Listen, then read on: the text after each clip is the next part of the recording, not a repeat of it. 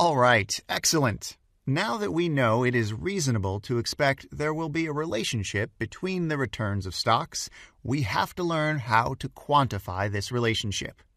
Let's zoom out and think of an example that is easy to understand and will help us grasp the nature of the relationship between two variables a little better.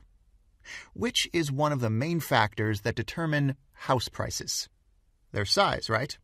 Typically, larger houses are more expensive, as people like having extra space.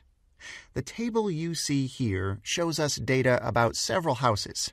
On the left side, we can see the size of each house, and on the right, we have the price at which it's been listed in a local newspaper.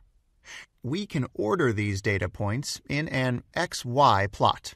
The x-axis will show us a house's size, and the y-axis will provide information about its price. I am sure you notice a pattern. There is a clear relationship between these variables. Statisticians use the term correlation to measure such relationship. The final output of the calculation lies in the interval from -1 to 1. To understand the concept better, I would like to show you the formula that allows us to calculate the correlation between two variables. Here it is. Don't be scared, please. Let's apply it in practice for the example we saw earlier. X will be house size, and Y stands for house prices. So, we need to calculate the average house size and the average house price. That's straightforward, isn't it? I only have to sum the sizes of all houses and then divide by the number of houses we have. I'll do the same for house prices. Okay, excellent. This is the average house size and the average house price in our example. Now, let's calculate the nominator of the covariance function.